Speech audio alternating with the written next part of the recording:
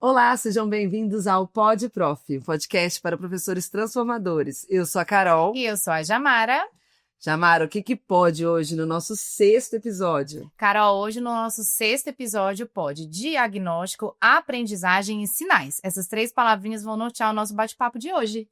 Diagnóstico, aprendizagem, sinais. Vamos dar muitos sinais para vocês aqui hoje.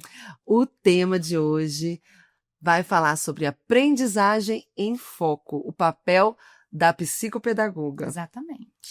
Gente, mas antes de começar propriamente dito, vamos falar dos nossos patrocinadores. Sim. Obrigada, vocês são maravilhosos.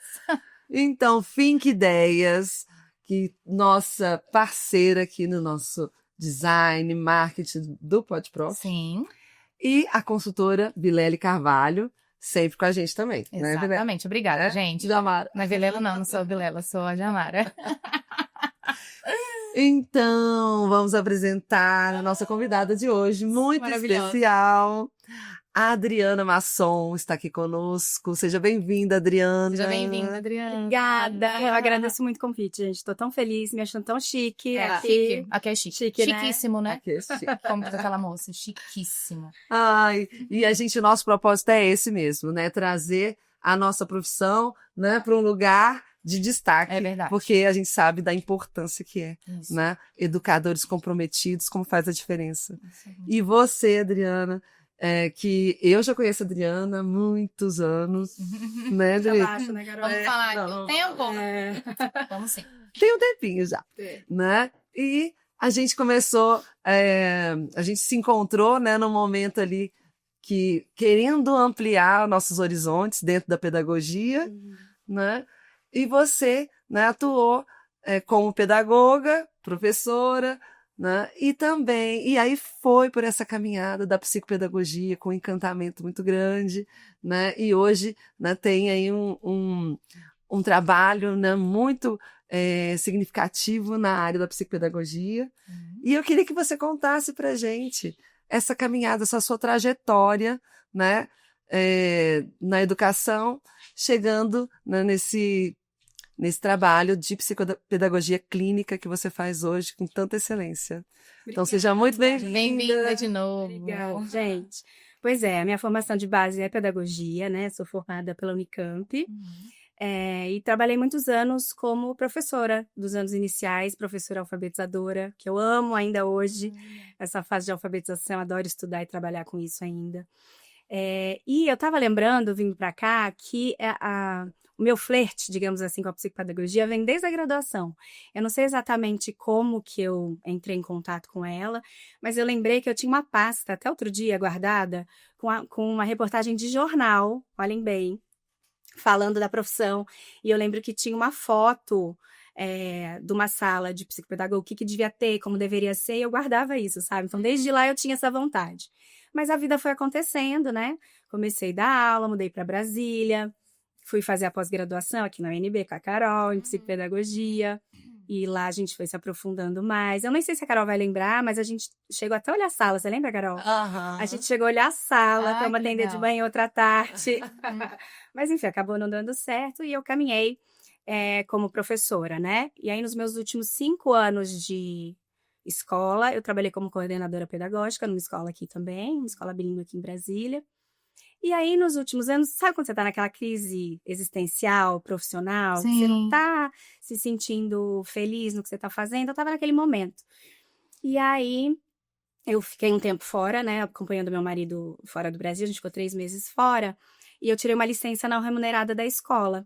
E nesse tempo eu pude pensar, né? Na minha vida profissional. O que eu queria, de fato, fazer e tudo mais. Então, voltamos pro Brasil. Eu estendi um pouco mais essa licença e resolvi começar, de fato, na psicopedagogia, que sempre foi minha vontade, desde lá de trás, né? Aquela ali no meu ouvido. Mas tinha muito medo, obviamente, de largar o certo pelo duvidoso. Não sabia como começar exatamente, né? E aí, na época, minha filha fazia acompanhamento com uma fono, a Carla Castelo Branco. Aliás, um beijo pra ela, pra onde a olha ali, Carla, se você estiver assistindo. eu comentando com ela, perguntando da escola, eu falando que eu estava afastada. Ela falou, por que você vem trabalhar aqui na minha clínica? Ela era fono e tinha uma clínica, né, multiprofissional, com psicólogo, com fono, com psicopedagogo, e ela estava procurando uma. Eu falei, venho agora, pode deixar. Tudo que eu queria, né, começar com uma estrutura já e tudo mais. E aí comecei a trabalhar com ela lá em 2019. Eu trabalhei com ela na clínica, que foi ótimo, porque eu tinha esse apoio dela também, para a gente discutir casos, né? Fui trabalhando com os pacientes dela. E aí, no final do ano, decidi montar o meu consultório. Aluguei uma sala e comecei. Basiquinha ali, comecei. Mas tivemos o que em 2020? A pandemia. A pandemia. Então, pensa, eu estava trabalhando assim uns 2 meses, eu acho, atendendo na minha sala, pandemia. Daí fechou. E tive que parar, todo mundo, né? Teve que parar a vida. Enfim, mas deu tudo certo. Acabou a pandemia, voltei, comecei a atender de novo. E tô aqui até hoje. E hoje eu tô, assim, de fato, eu me identifiquei muito com esse trabalho.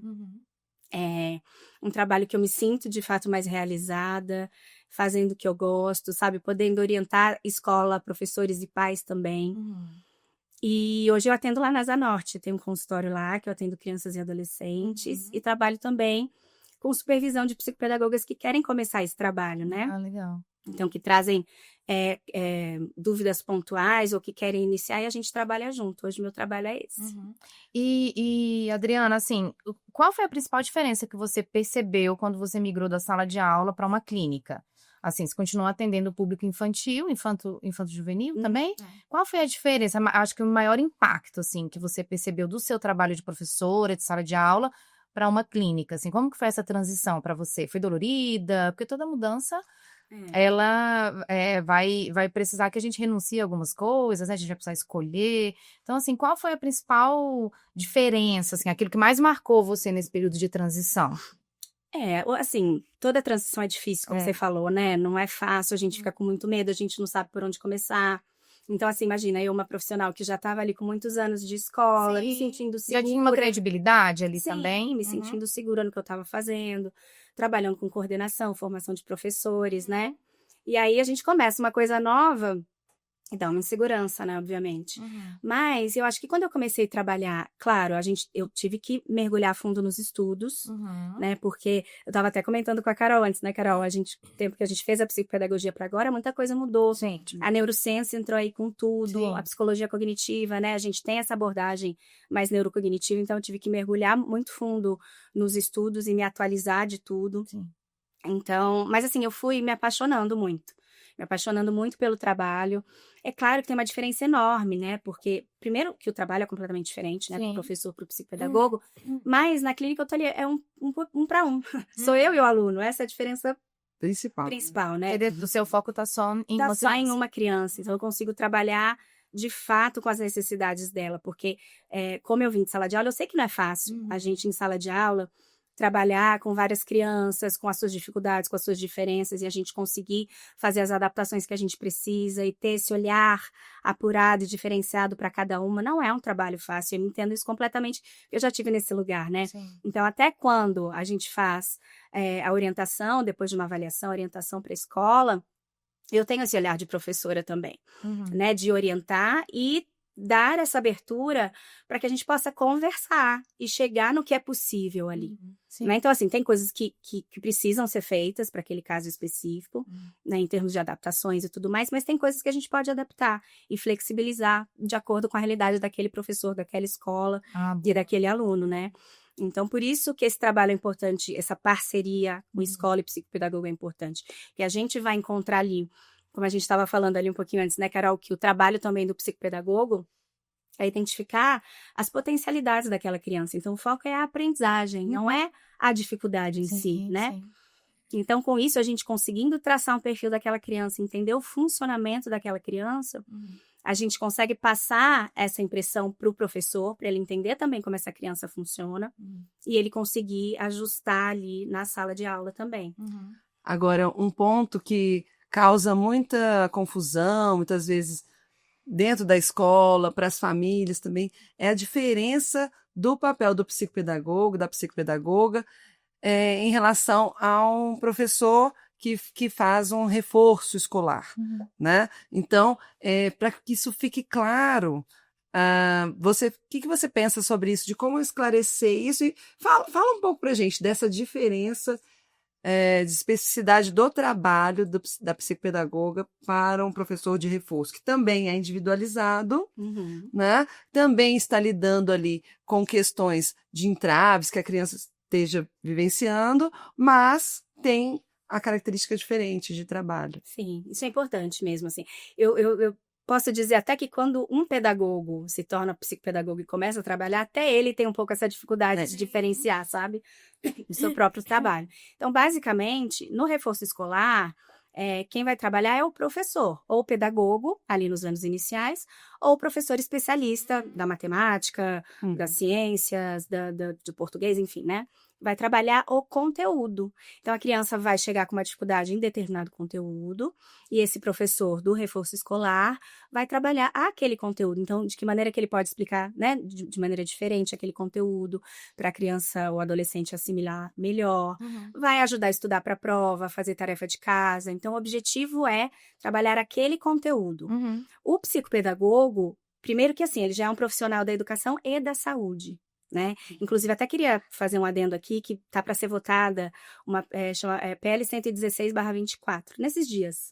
A gente está no meio do burburinho, que é justamente para a regulamentação dessa profissão da psicopedagogia, porque não é uma profissão regulamentada ainda. Tá, apesar de já estar mais de 40 anos aí no Brasil, ainda está nesse trâmite, nesse processo de anos. E agora está marcada essa votação justamente para balizar mesmo o trabalho do psicopedagogo enquanto profissional da saúde.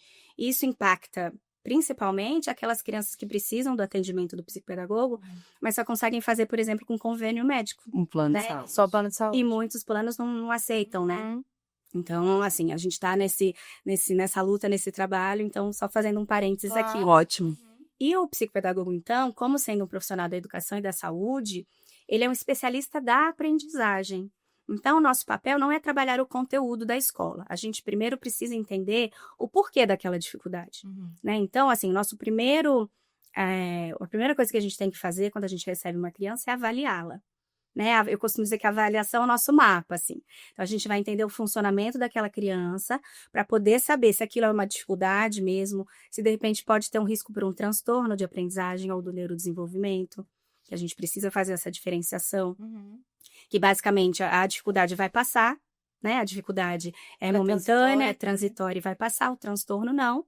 Né? O transtorno vai acompanhar essa criança e a gente precisa ir criando estratégias e ajudando ela também a lidar com essas questões. E aí a gente vai precisar de uma adaptação, até mesmo de uma adequação curricular, dependendo do caso.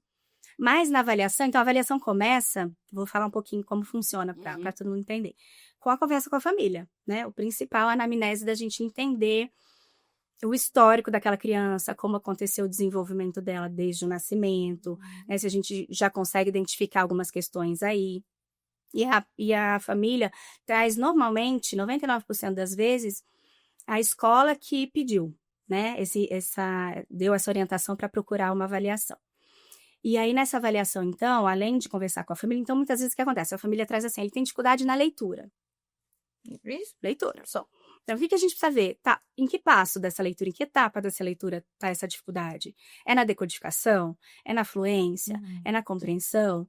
Então, muitas vezes, por exemplo, a criança tem dificuldade na compreensão, mas quando a gente vai avaliar, a gente vê que ela tem uma defasagem na memória operacional, que é uma função executiva importantíssima. Né? Porque quando a gente está lendo, a gente está no primeiro parágrafo, estava até falando isso para a Carol, a gente vai para o segundo, a gente precisa manter a informação do primeiro, e eu preciso fazer a relação das informações à medida que eu vou lendo. Se a criança tem uma dificuldade nessa memória, ela vai ter dificuldade na compreensão. Então, nosso papel é entender de onde vem essa dificuldade, né? Então, o sintoma, digamos assim, é a dificuldade na leitura. E por que tem essa dificuldade na leitura?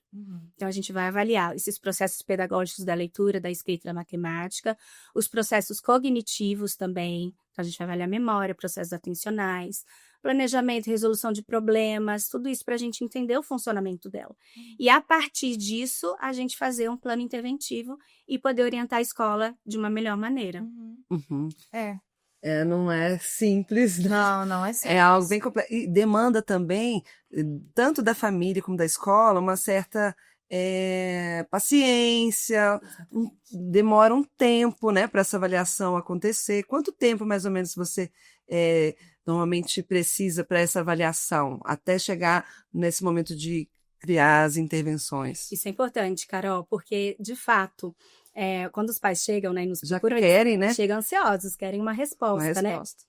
E a avaliação é um processo demorado, ela dura em torno de 8 sessões. Então, se a gente for pensar que a criança consegue uma vez por semana, a gente vai ter mais 2 meses aí para avaliá-la, né? Por isso que a gente fala, o quanto antes essa criança for encaminhada para uma avaliação, melhor.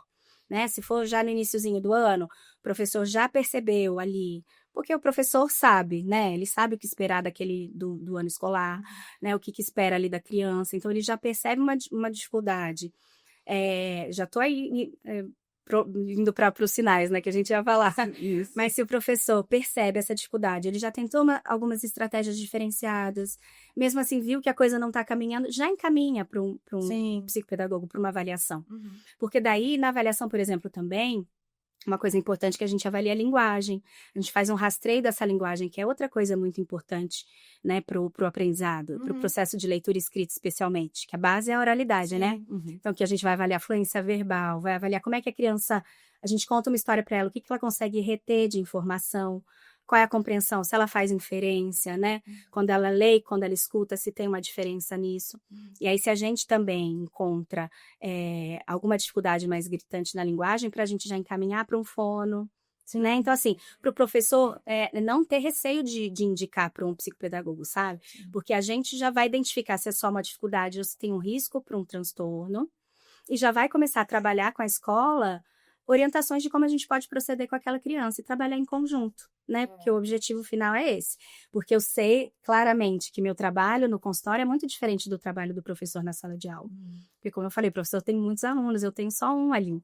Então, eu vou vendo o que funciona comigo, o que eu acho importante de ser adaptado na escola, e o professor vai ver o que ele consegue fazer na escola. Então, essa abertura e essa conversa, na verdade, essa tríade, né? De escola, família e os profissionais que atendem a criança é importantíssima para a gente conseguir ser mais assertivo, né, no trabalho com eles. Com certeza. E você falando essa questão dessa parceria com o professor, às vezes a gente não conhece ali realmente aquele profissional que está acompanhando aquela criança. Então às vezes a gente fica na nossa cabeça, não, mas é porque não é possível que ela orientou isso aqui, mas é porque ela não está aqui na sala de aula, né? Ela não está vivendo, porque não é possível que ela está me passando isso aqui. Gente, eu tenho um monte de criança em sala, né? Como é que eu vou fazer isso aqui? Então eu acredito que quando o professor conhece esse trabalho do psicopedagogo, quando ele tem um contato, assim, mais próximo do profissional que está acompanhando essa criança, eu acredito que influencia muito no resultado, né? Lógico que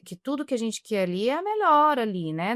Das questões que fez com que essa criança fosse até você, por exemplo. Mas essa parceria do professor com o psicopedagogo é extremamente importante, justamente por conta disso, né? De os dois entenderem, né? O que eu faço na clínica, mas o que da clínica o professor pode adotar em sala de aula, dentro da dinâmica dele, né? Porque a gente entende, né, que é um trabalho extremamente minucioso e é um trabalho que vocês precisam realmente se aprofundar em várias questões em relação à criança. A criança chega com uma questão de leitura, mas você precisa, como você falou, faz uma anamnese, você precisa verificar outras coisas também, né, porque a criança é um ser integral, ela não é só aquilo ali, né, por que aconteceu aquilo, de onde veio aquilo, né?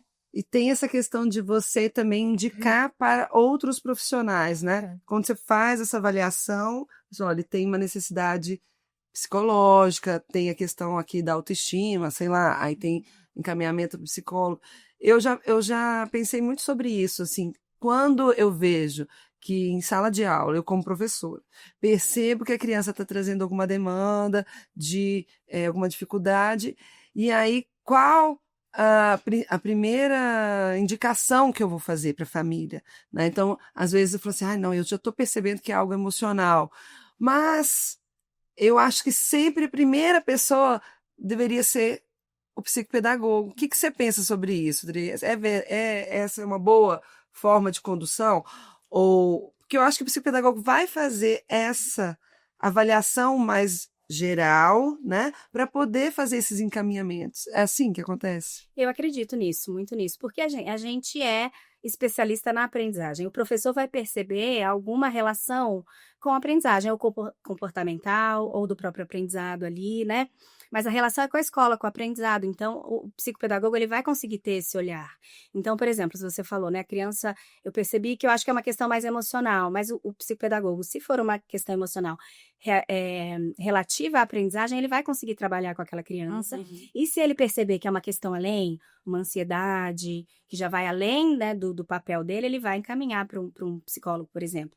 Questão da linguagem, mesma coisa. Da fono, né? Da fono. Então, por exemplo, tem questões que eu consigo trabalhar, né, se for questões mais rasas, assim, e mais ligadas à leitura e escrita, e que eu consigo trabalhar a oralidade e tudo mais. Mas se eu perceber que tem o risco de um transtorno, que tem um processamento auditivo aí, por exemplo, muitas vezes na minha avaliação, eu vejo uma dificuldade muito grande na memória auditiva, por exemplo. Então, aquela criança que você precisa repetir muitas vezes o que ela precisa falar, o que ela precisa fazer, né, você pede para ela fazer, ela fala, tá bom, entendi. Aí ela vai começar a fazer, ela, o que eu tenho que fazer mesmo? Então, assim, você vai percebendo isso também, e aí já, nesse caso, por exemplo, vai precisar de uma avaliação de um especialista nisso, né? Porque o processamento auditivo a gente vê muito, né? O impacto que tem na aprendizagem, e quem vai trabalhar com isso é o fono. Então, eu acredito que sim, Carol, o psicopedagogo, ele vai conseguir ter esse olhar mais amplo do que está afetando a aprendizagem e do que ele vai poder trabalhar ali com aquela criança e do que ele vai precisar encaminhar. Porque, por exemplo, também, se a gente percebe, tem uma dificuldade grande, né, em determinada área, a gente começa a trabalhar, avaliou, identificou ali o que a gente precisa trabalhar, a gente já percebe um risco de um transtorno ali, por exemplo, mas a gente nunca fecha nada antes da intervenção. Então, primeiro a gente faz um tempo de intervenção, alguns autores trazem 6 meses, outros 6 meses a 1 ano normalmente, dependendo do caso, a gente faz essa intervenção para ver o avanço dessa criança. Se a gente percebe que o avanço está muito lento e que de fato é um risco para algum transtorno, a gente precisa encaminhar para um neuro, por exemplo, para um neuropediatra, porque ele que vai bater o martelo ali num transtorno de repente. Claro que ele precisa, né, do fono, do psicopedagogo, todo mundo, que é uma avaliação multidisciplinar, mas a gente precisa encaminhar. Então, o psicopedagogo vai ter esse olhar. Assim, resumindo na sua pergunta, vai ter esse olhar. Se é o caso, eu consigo resolver aqui, vamos lá, né, as questões de aprendizagem, a gente vai fazer treino cognitivo, a gente vai trabalhar, né, as bases da leitura e da escrita, os preditores, enfim, vai ver o que a gente encontrou na avaliação, ou se é necessário encaminhar para outros profissionais também. Então, eu acredito que se o professor encaminhar primeiro para o psicopedagogo, é bom, por isso, que a gente vai conseguir identificar se precisa de outros profissionais também. Entendi. E como que você vê hoje, assim, se existe alguma diferença do seu trabalho há uns anos atrás e o seu trabalho de hoje em dia, assim, aí por conta de várias questões, né? Os avanços tecnológicos, né? As crianças também que a gente conhecia e dava aula 10, 15 anos atrás, a gente já recebe um outro público hoje em dia. Acho que a pandemia... Os desafios. A pandemia trouxe muito isso, essa questão do imediatismo. Então, hoje a gente vê, né, um quadro de ansiedade, que antes a gente não era tão perceptível, né, Carol? Então, como é que você vê esse seu trabalho hoje de psicopedagoga? O que você precisou fazer para se adequar? Ou se não precisou também, né, durante esses anos aí de caminhada, porque você está desde 2019 atuando, mas você já, né, vivia a sala de aula antes. Então, você percebe, assim, uma grande diferença e o que você precisou fazer para trabalhar com esse público, com esse perfil de hoje em dia, assim, se você percebe uma diferença das crianças, como é que as crianças chegavam para você anos atrás e até pensando na pandemia e hoje em dia também? Sim, eu acho que a pandemia é um ponto importante, assim, como eu peguei bem essa fase, a gente percebe muito, principalmente logo depois, né, nos anos posteriores à pandemia, principalmente as crianças em fase de alfabetização, o quanto que isso impactou, né? Porque elas tiveram aula online e a gente sabe o quanto é importante do concreto também, né, para a alfabetização. Então, foi um período muito difícil e as crianças, assim, menorzinhas, então com mais dificuldade de ficar ali prestando atenção na tela, né? Imagina, foi muito difícil esse período.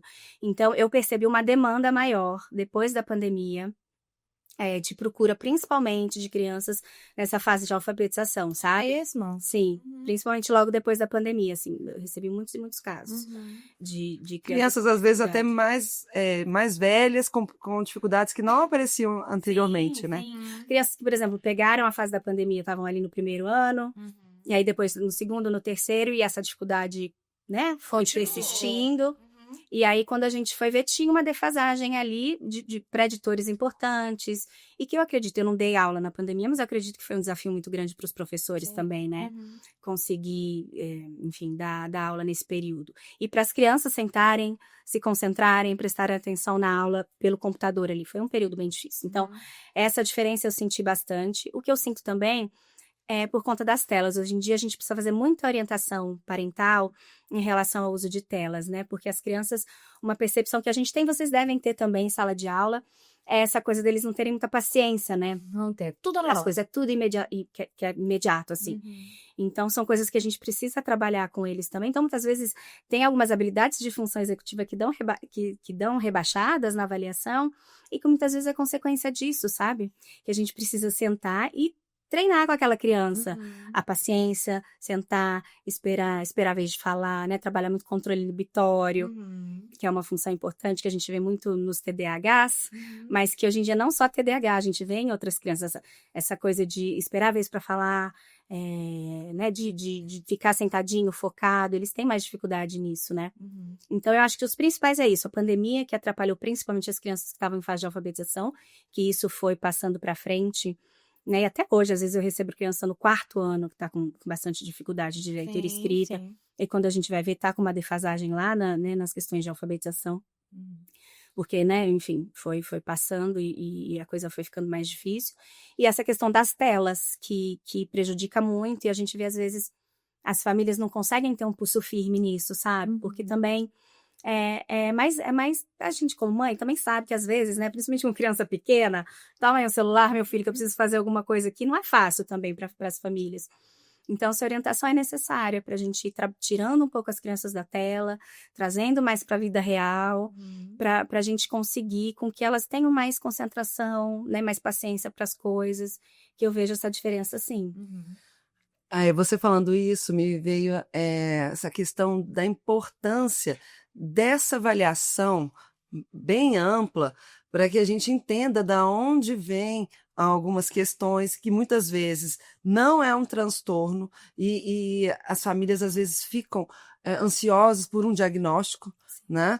E é algo que é uma dificuldade que pode passar, né, por conta de uma mediação que você for fazer adequada. Né? Essa orientação parental que você falou, acho que é muito importante, e a orientação à escola também, né? Porque quando o professor está vendo o grupo, né, muitas vezes aí a criança destoa ali, mas quando você vê individualmente, você percebe que tem algumas questões específicas ali, às vezes do repertório da criança, da vivência da criança, do histórico da criança, e não algo que seja genético, alguma coisa, né, que seja um transtorno mesmo, que tenha que ter um outro tipo de intervenção.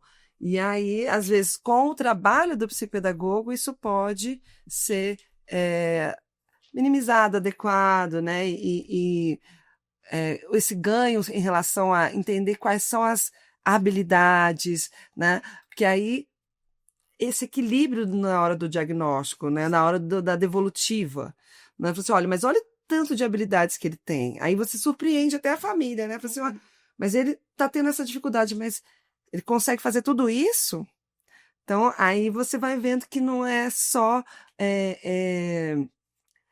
os rótulos do diagnóstico, né, que vão trazer essa ajuda, né? E eu fico muito pensando sobre isso. O que você pensa sobre isso, Dri? Sobre o diagnóstico em si, a hora certa de dar um diagnóstico e de valorizar esse diagnóstico, né? Porque às vezes se valoriza muito um diagnóstico e a intervenção às vezes não é tão valorizada. Sim. Eu costumo falar muito para as famílias, assim, sabe? Quando eu tô avaliando, eu falo assim, a criança, por exemplo, vai com uma queixa de uma suspeita de TDAH. E aí a gente faz, né, um comecinho ali relativo à aprendizagem. Aí eu falo, independente de dar um TDAH ou não, a gente já tá vendo as dificuldades que ele tem em relação a isso. Então a gente já precisa trabalhar. Então o diagnóstico, é claro que ele vem principalmente para questões legais, né, da criança ter mais os direitos dela, dela conseguir, né, que as coisas sejam feitas, porque, assim, muitas escolas dão muita abertura, mas muitas escolas são muito fechadas, e a gente precisa de uma abordagem um pouco mais incisiva E quando a gente tem o respaldo legal para isso, as coisas facilitam, né? Uhum. Mas a escola também não pode exigir um laudo para fazer as adaptações necessárias para as crianças, né? Isso é importante que seja dito. Mas isso é importante, Carol, porque assim, diagnóstico não é sentença, né? A gente consegue trabalhar muita coisa, muita coisa. E eu acho assim, hoje, como a gente estava falando no início, as neurociências vieram com tudo. A psicologia cognitiva, então a gente consegue... pesquisa, né? Muita pesquisa, então a gente consegue entender muito melhor como aquelas crianças funcionam, sabe? E a avaliação nos ajuda muito nisso. A gente vê, ok, tem defasagens aqui que a gente precisa trabalhar, mas tem muitas potencialidades também. Então, a avaliação serve para isso, para a gente ter um funcionamento daquela criança e poder entender como ela funciona melhor. Eu estava até comentando com a Carol que eu recebo muitas vezes, na avaliação eu vejo uma diferença muito discrepante quando a gente avalia a memória, por exemplo, na memória auditiva e visual. Às vezes a criança tem muita dificuldade na memória auditiva e ela vai muito bem, vai além do esperado na memória visual para a faixa etária dela, né? Quando a gente compara. Isso, por exemplo, é um dado riquíssimo, importantíssimo para a gente levar para a escola, por exemplo, porque se for uma aula em que a criança só vai ouvir, que é só aquela aula expositiva, ela não vai reter quase nada. Não vai funcionar. E o professor, sabendo disso, ele já consegue ir até o aluno, perguntar o que ele conseguiu, o que ele entendeu, levar outras formas, mapas mentais, esquemas, né, outras coisas mais visuais para ajudá-la a entender melhor. Então, a gente entendendo essa criança, a gente consegue adaptar melhor o que ela precisa em sala de aula. Como eu falei, eu sei que não é fácil. Eu já tive nesse lugar. Muitas vezes a gente tem muitos alunos, né? Com alguma questão, com alguma dificuldade ou com algum transtorno, enfim. E que a gente tem que se virar em mil para poder cumprir tudo aquilo, né? Então eu sei que não é fácil, mas quando a gente entende o que é melhor para aquela criança, como é que ela aprende melhor, quando a gente tem mais clareza disso, as coisas ficam mais fáceis. E eu acho que o papel principal do professor é o vínculo, sabe, gente? É criar esse vínculo com a criança. Eu acho que já é meio caminho andado, vocês não têm noção das diferenças que eu vejo, assim. Então, aquele professor que tem aquele olhar mais atento para o seu aluno, que tem a escuta ativa. Então, porque eu falo assim, a gente é espelho para o nosso aluno, sabe? Para o nosso paciente, no meu caso. Então, o que a gente pensa dele e o que a gente enxerga nele é o que ele vai enxergar. Com certeza. Então, se ele percebe que o professor enxerga ele de verdade, entende que ele tem as dificuldades e está ali tentando ajudar, né? Ele vê a capacidade, vê a capacidade também, exatamente, sabe o que ele é bom e tenta priorizar isso, né, no aprendizado dele. Se o aluno sente isso do professor, já é meio caminho andado, gente. Já é meio caminho andado. Claro que a gente, né, precisa ajustar muitas coisas, mas ele ter essa referência e essa segurança no professor, de saber que ele está num ambiente seguro, dele saber que o professor enxerga ele como ele é, não só pelas dificuldades, né, mas ele como um todo. Isso já é meio caminho andado. Então, eu acho que se eu pudesse dar uma orientação principal, além de coisas teóricas e tudo mais, das orientações que a gente acaba dando depois de uma avaliação, é essa: enxergue seu aluno com profundidade, assim, deixa ele sentir que você tá ali por ele, sabe? Eu acho que esse é o principal, assim. E não é só, a criança, ela não é só um laudo, né? Ela não é definida ali por um laudo, como vocês estavam falando, né? Ela tem as suas potencialidades, ela tem a sua bagagem, né? Ela tem uma vida fora da escola também, que ela traz, que ela carrega para dentro da sala de aula também. Então, não é assim, aquele ali é o meu TDAH, né? Aquele ali é o meu TEA, né? Aquele ali é o meu... Então, acaba que em algum momento, se a gente nos policiar, a gente vai taxar aquela criança como um laudo. Ela não é mais uma criança como a outra também. Eu percebo muito assim, todas as crianças, elas precisam de alguma coisa do professor. Todas, né? A que tem TDAH, a que não tem, um neurodivergente ou não. Eu acredito que uma sala de aula, ela é isso, né? Ela não é definida ali por uma criança que tem um laudo e a outra que não tem. Então, eu percebo muito que se a gente minimamente tem essa questão de uma base, né, de um estudo, e até dessa questão da sensibilidade, desse olhar cuidadoso com o todo, né? Então, se eu penso assim, na minha sala, eu tenho um aluno que ele é mais visual, mas por que eu não posso trazer isso para a sala toda? né? Por que eu não posso, então, por que eu não posso trazer mais recursos? Porque eu me lembro que no início, assim, quando eu ia recebendo crianças com algum tipo de laudo, eu focava muito naquela criança, e aí eu vinha questionamentos que os meus alunos, né, hoje eles são maiores também, e vinha muito questionamento. Mas por que para ele é um desenho? Eu também gosto de desenho. Mas por que para ele é isso? Eu também gosto. Mas por que ele tá com um iPad, com um tablet? Eu não posso usar? Então a gente ainda tem esse desafio, Sim. né? De entender. Porque daí você não vai chegar pra criança e falar: olha só, não, é porque o seu colega ali, ele tem isso, isso, isso. A gente não vai fazer isso por uma questão de ética, por uma questão de cuidado também, né? Então, assim, e de preservar aquela criança. Então, muitas das vezes, quando eu recebo ali, né, um psicopedagogo ou um outro profissional que vem trazer essas orientações, eu falo assim: eu já faço. Mas por que eu já faço? Por conta desse olhar geral que a gente precisa ter para a sala de aula também. Não só para esse aqui, porque daí muitas das crianças vão perceber, aquele ali é muito mais legal. Né? E você faz o quê com isso, né? Outro fala, nossa, professora, mas por que o outro tá fazendo aquilo ali? Por que eu não posso usar esse material? E eles ficam assim, eu posso ajudar? Eu quero fazer daquele jeito. Então, assim, por que não a gente pensar também em uma sala de aula que 2 ou 3 precisa desse estímulo? E por que eu não posso envolver todas as outras crianças dentro desses estímulos também? Eu acredito que a gente só tem a ganhar, né? E principalmente entendendo que sala de aula é colaboração, é ajuda, né? Por que só o professor tem que estar nesse circuito, desse olhar, desse cuidado com aquela criança, sendo que os outros também podem participar desse processo? Eu acredito que quando a gente traz as crianças pra gente, foi como você trouxe, é mais fácil a gente trabalhar com as crianças que são neurodivergentes ou com os que não são também. Eu acho que o ambiente fica mais saudável e com mais propósito também, né? Concordo totalmente com você, Jamara. Porque assim, se a gente traz as outras crianças, né? A gente precisa trazer outras crianças para conviver também com o diferente, de entender.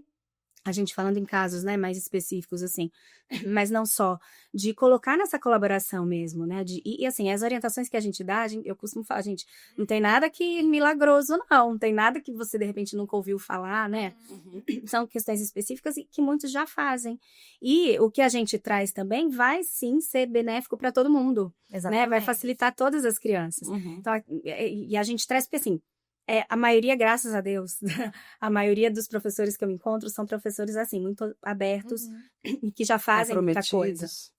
Comprometidos e que já fazem muita coisa. Mas, às vezes, a gente também tem contato com professores que não têm muita informação, sabe? Que, às vezes, a gente leva uma orientação, de repente, que a gente acredita que todo mundo já sabe, e ele não sabe, ele nunca ouviu falar. Então, a gente precisa ter esse olhar também de entender que existem muitas realidades, né? E saber que, às vezes, uma coisa que a gente acha que é básica, nem sempre a gente encontra em todos os ambientes. Então, a gente precisa ter esse olhar. Mas quando eu encontro professores assim como você está falando aqui para mim, né, de abrir essas orientações para todo mundo, de envolver as outras crianças, né, no dia a dia ali, né, para o outro também se sentir pertencente, se sentir incluído, que essa é a verdadeira inclusão, né, a criança não se sentir diferente ali dentro, saber, ela reconhecer que tem as dificuldades, né, ainda mais se é um transtorno, uma coisa que ela vai levar para a vida toda, ela vai ter que ter consciência disso e ir aprendendo estratégias para ser mais autônoma ali, não só na escola, mas na vida dela. Mas ela se sentir pertencente, ok, eu tenho essas dificuldades, mas eu dou conta de aprender, eu dou conta de avançar, eu posso contar aqui com a minha professora, eu posso contar com o meu colega, né? Então, assim, eu não estou entendendo aqui, ter essa abertura de perguntar para um coleguinha quando não está entendendo. Enfim, então o trabalho do professor é muito importante nesse sentido também, para a criança se sentir acolhida, se sentir pertencente, né? E sentir que aquele também é o lugar dela. Sim. Né? Porque muitas vezes a criança não se sente pertencente, gente, isso é tão triste, assim, de essa questão da autoestima e dela começar a não querer ir para a escola, né, porque ela vê que ela tem muita dificuldade, que ela não consegue avançar e muitas vezes não tem o apoio que ela precisa ali, né, então o professor é o principal, né, Faz toda a diferença é o principal, então tendo esse olhar, já é um grande passo. É a maneira como a gente conduz, né? Agora, como a Jamara falou, esse olhar para as singularidades de todos, né? Porque todos têm, mesmo independente de laudo, todos temos questões, né? Que a gente tem. Envolve o seu cognitivo, o seu emocional, né? As suas condições. ali para estar no ambiente escolar, né? Ela pode ter questões específicas e o olhar atento, essa escuta do professor faz toda a diferença, né? E junto com o especialista, assim, né? Você percebendo que tem certa dificuldade.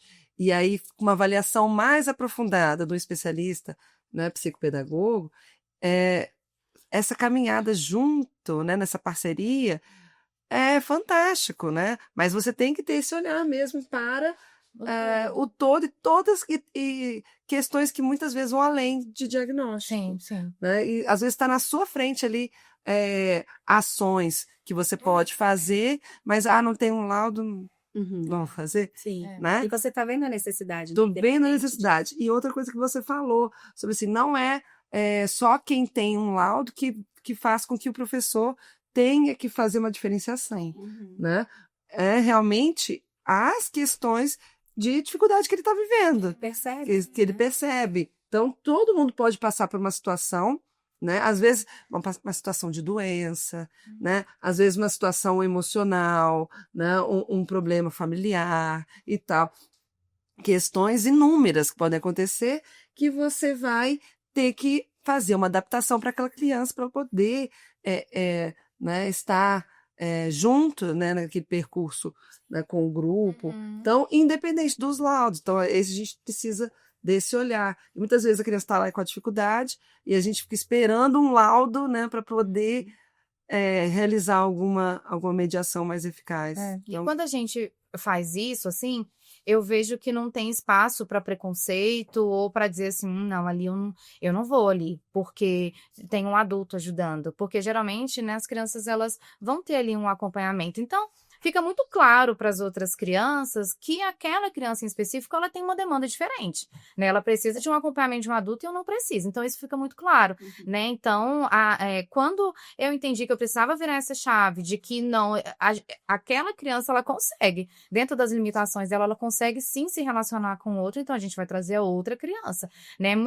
Eu vejo que é muito melhor uma criança estar lidando com uma outra criança e você ali, fazendo uma mediação ali um pouco mais afastada, isso mostra para as outras crianças que aquela criança ela tem muito potencial.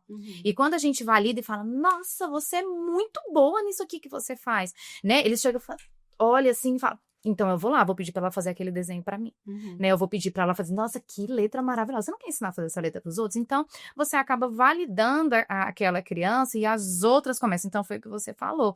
É muito como o professor se comporta em sala, né? Então, se ele se comporta com aquela criança, ela fica ali a manhã inteira ou a tarde inteira sentada e você só vai colocando atividade em cima da mesa e vai dizendo para o adulto que está do lado, agora você faz isso, agora você faz isso, agora você faz isso. E as outras crianças, elas não vão se envolver, porque já tem um adulto fazendo todo o processo. Sim. Então, quando você fala, vai, gente, vai todo mundo aí, vocês vão se ajudando aí, você vai mediando. É lógico que existem níveis, é lógico que tem crianças que exigem um acompanhamento mais individualizado de fato ali, de um adulto sempre do lado, mas você consegue em algum momento ali, até com essas crianças, criança demanda maior, envolver as outras crianças nesse processo daquela criança. A outra vai se sentir importante, ela vai falar, nossa, eu ajudei.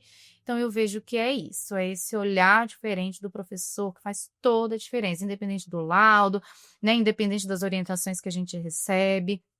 E eu vejo que isso, para mim, é o mais importante, é a questão do vínculo, né? Gente, não é maravilhoso, assim, só fechando aí que você falou, a gente... pensando, né, como pais de crianças, de repente, que né, não tem nenhuma questão nesse sentido, o quão maravilhoso é ela conviver com outras crianças também, sabe, diferentes, a gente dá essa oportunidade para as crianças, né, de enxergarem as diferenças como uma coisa natural, né, como uma coisa natural, diferente de mim, eu tenho mais facilidade nisso, ela tem mais facilidade naquilo, e a gente se ajuda, né, eu acho tão maravilhoso, assim. Eu tenho visto inclusão. Eu tenho visto muito isso, porque tem aumentado muitos casos de crianças que têm algum laudo, algum transtorno realmente, dentro das escolas regulares, sim, né? Sim. E aí, isso é um ganho enorme que a gente tem visto para toda a comunidade escolar, né? De enxergar as diferenças, né? Como essa riqueza que traz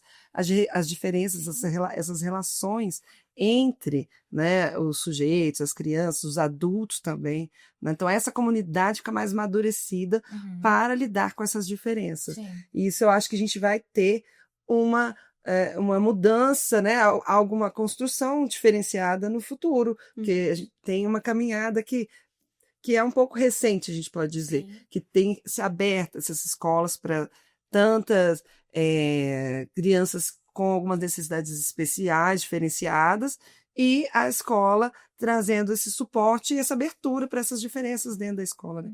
As crianças convivendo, né, com muitas questões diferentes que antes a gente não tinha. A gente, quando a gente era criança, para hoje, em dia, né, mudou demais. Isso vai sendo refletido na sociedade, né? E a gente só tem a ganhar com isso. Eu acredito muito nisso. Meus filhos, eles, né, lidam com muito mais tranquilidade hoje, porque eles tiveram vários colegas com questões específicas, assim, e tem um olhar muito mais tranquilo, mais respeitoso, cuidadoso, né? Então, acho que isso é um ganho também. Em relação, assim, você falou um pouquinho sobre que alguns professores e algumas escolas, que às vezes a gente pensa assim, nossa, mas isso é muito óbvio. E para outros profissionais isso não vai ser óbvio, e para outras escolas. Então, a gente imagina, com certeza, assim, qual é a influência e como é importante a presença do psicopedagogo dentro de uma escola, mas eu queria ouvir de você, assim, se tem realmente, assim, um ganho, com certeza tem, mas qual, dentro desses ganhos, o que você vê como ponto crucial quando as escolas abrem, né, as portas para receber um psicopedagogo, como que isso influencia dentro ali de um diagnóstico, de um laudo? Então, essa sua visita e o tratamento, né? Como que essas visitas, né, influenciam, e se você percebe uma grande diferença na tratativa que você vai ter com uma criança em que a escola é totalmente aberta para o seu trabalho e uma outra criança que a escola já é mais fechada, assim. Sim. Quais são as barreiras, as dificuldades que você percebe, quais são os ganhos que você percebe também? Então, esse trabalho é importantíssimo, assim, essa relação e essa parceria, porque, assim, no final das contas, quando a gente recebe, né, quando eu atendo uma criança com uma dificuldade de aprendizagem, o meu objetivo final é que a melhora dela reflita na escola, né, no desempenho dela escolar. Sim. Porque a queixa principal foi essa, né, normalmente a queixa vem desse desempenho, então o meu trabalho, se não refletir na escola, não vai valer de muita coisa, né, quando é específico de aprendizagem. Então, esse trabalho de parceria é importantíssimo. Assim, quando a escola dá essa abertura, é maravilhoso nesse sentido, porque a gente consegue trabalhar em conjunto, realmente, né? Como eu falei, não é uma receita de bolo, então a gente não vai levar coisas numa receita, né? Isso vai dar certo e tal. A gente tem que ir tentando, vendo o que dá certo e trocando mesmo, né? O professor vai trazer para o psicopedagogo o que ele já fez e que funcionou, o que, de repente, o psicopedagogo orientou e não funcionou. Então, a gente vai ter que pensar em outras estratégias, né? Então, o nosso trabalho é levar estratégias para ajudar o professor. Porque em determinados casos, o professor consegue ir até a página 2. O professor não vai conseguir fazer o trabalho dele sem ajuda, né? Porque são casos mais importantes ali de um transtorno de aprendizagem, por exemplo. Essa criança vai precisar de profissionais auxiliando. A escola sozinha não vai dar conta. Então, esse trabalho é muito nesse sentido, né? Do psicopedagogo levar informação para a escola, que muitas vezes os professores não têm determinadas informações a respeito daquele transtorno específico, daquele, né, caso específico. Então, a gente consegue levar essa informação. Como eu falei, muito da neurociência hoje em dia, de pesquisas, e que isso é muito bom também para o professor, cada vez ele se apropriar mais da neurociência e desses estudos, e como a criança aprende, como o cérebro funciona. Isso tudo só vai trazer ajuda para ele ali no momento do planejamento, em como lidar com aquela criança, né? Eu acho que esses estudos só têm a agregar no trabalho do professor e no do psicopedagogo. Então, é isso, assim, esse trabalho tem que ser em conjunto. O objetivo final é a criança, né? Então, se a gente trabalhar em conjunto e se a gente ir encontrando estratégias que funcionem bem para ele dentro da escola, é o nosso objetivo final, é que ele reflita esse aprendizado que ele está tendo comigo, que eu estou vendo no consultório, que a gente veja na escola também. Não que a gente vê em casa também. E não acontecer na escola. Né? Mas o principal é a gente ver essa melhora na escola. E esse trabalho, se eu não tiver essa proximidade com a professora, Falo professor, que a maioria é professora, né, gente? Se eu não tiver essa proximidade de saber como a criança está funcionando na escola, o que está dando certo, o que não está dando, porque eu preciso também ajustar o meu trabalho no consultório. Então, a partir do que o professor me faz, eu vou ajustar o meu trabalho aqui, com o objetivo final de ajudar o professor e a escola, né? Então, esse trabalho tem que ser um trabalho conjunto. Então, quanto mais o professor... Assim, o professor tem que entender também, que eu acho importante, que às vezes o professor acha que a gente está lá julgando o trabalho dele. Olha, não soube né? Ó, não é assim, é assado. O nosso trabalho não é esse. O foco do nosso trabalho é a criança. Então, quando a gente busca o professor e a escola, é nesse sentido de parceria mesmo, sabe? E não é de levar coisas... Claro, quando eu faço avaliação, eu ponho as orientações para a escola, essas orientações vão, mas depois a gente precisa dessa relação. Com certeza. Pra gente vendo o que funciona e o que não funciona, e juntos trabalhando, sabe? Porque o professor é que vai me dar esse feedback, né? Do que tá funcionando e que não tá, e do que eu preciso ajustar no consultório para melhorar esse aprendizado da criança. Então, eu acho que é isso, assim, essa parceria é fundamental. E professores, por favor, a gente tá aqui para ajudar e para auxiliar vocês, assim. Sem vocês, a gente não adianta nada. Trabalho já não tá, né, Ana? A gente precisa desse feedback de vocês, do que tá dando resultado, do que não tá, né? Com certeza. E às vezes eu vejo uma coisa no consultório que o professor não vê na escola. Ou o contrário, né? Muito isso. Exatamente. Ai, tá ficando muito bom. Muito legal. Tem muita coisa ainda pra gente conversar. Mas eu queria, Adriana, que você falasse um pouquinho sobre desse professor que gostaria de migrar para essa profissão, né, da psicopedagogia, tem esse encantamento e não sabe por onde começar. Que dicas que você poderia dar? E eu sei que você faz, né, um trabalho de supervisão com psicopedagogas iniciantes, né? Então fala um pouquinho sobre isso pra gente. Vai, gente, anota aí. Então, eu já passei por esse momento, né, dessa transição, e eu sei que quando a gente quer, dá muito medo na gente, né? Por onde a gente começa, a gente não sabe, por mais que a gente tenha a teoria, claro que o primeiro passo é fazer a pós-graduação em psicopedagogia, né? Mas muita gente tem, como eu, que fiquei ali, ó, muito tempo, com a formação, mas sem ter coragem de ir para a prática, né? Então, quando você... hoje em dia, as redes sociais são maravilhosas nesse sentido, assim, que a gente consegue encontrar muitos profissionais. Sim. Entrar em contato e trocar ideia, né? E, enfim.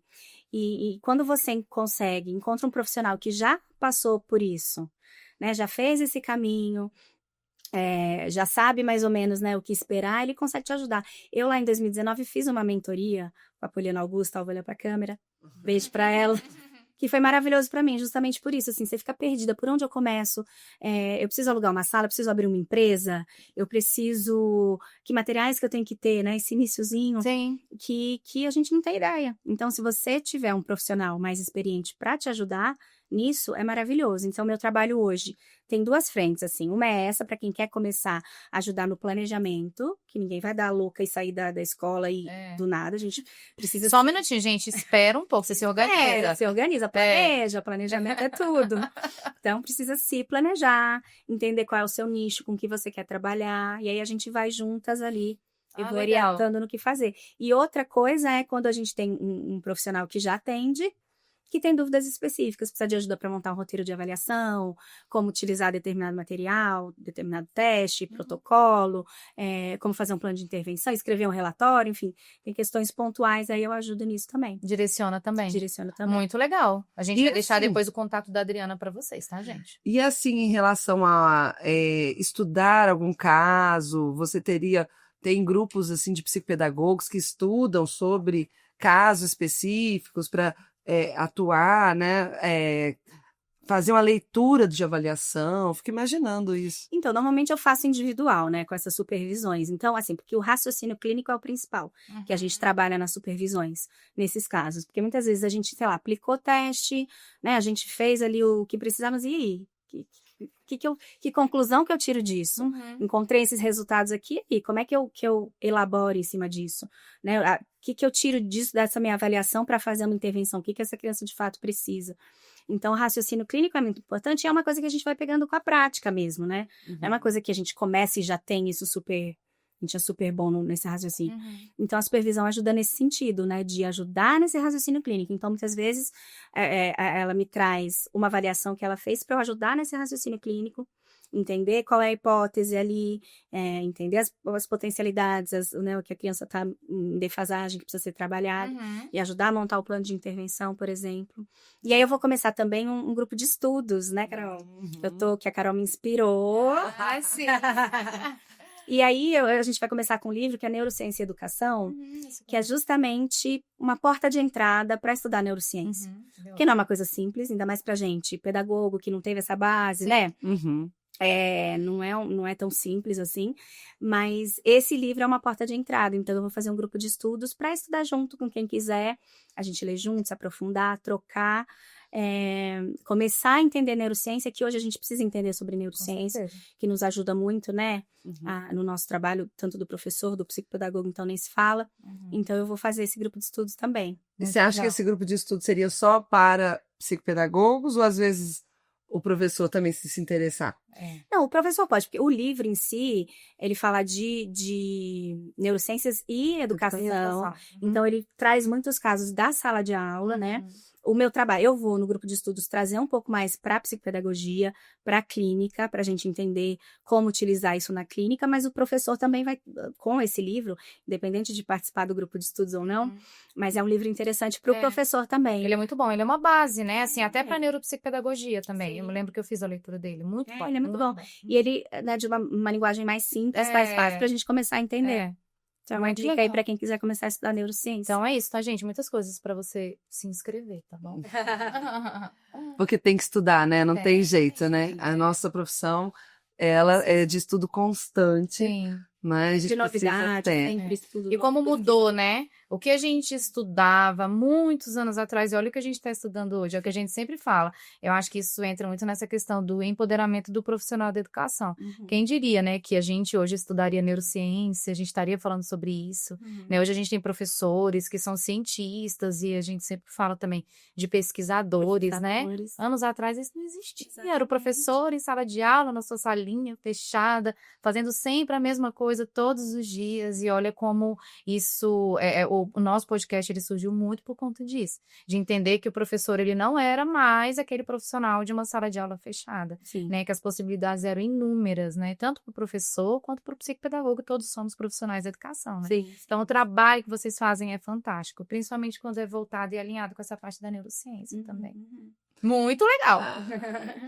Muito bom mesmo, Adriana, esse bate-papo nosso aqui, né, inspirou, com certeza deve ter inspirado muita gente a querer até atuar na área da psicopedagogia. Bom, gente, vocês vão. Sim. E também professores para aumentar essa parceria, né, como você disse, às vezes parece que, tá indo ali para julgar o meu trabalho, né, e tal, se sente pouco ameaçado, mas, na verdade, essa parceria vai ser benéfica para todos, né, principalmente para a criança, como você falou, né, que é o foco principal. E é isso. Eu queria só pra gente finalizar, porque você no início falou que você já não estava mais feliz ali naquilo que você estava fazendo. Aí eu queria saber como é que você se sente hoje em relação ao seu trabalho. Hoje eu tô muito realizada.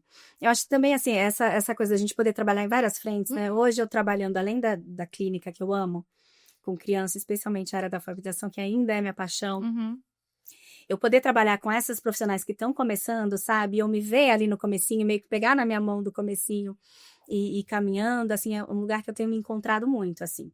Bom. E como eu gosto muito de estudar, eu tô num lugar certo, né? A profissão certa. Sim. Então é isso, hoje eu tô muito realizada e muito feliz com o trabalho que eu faço. Ai, que bom, acho que é o melhor, né? Que fica pra gente, né? Que bom.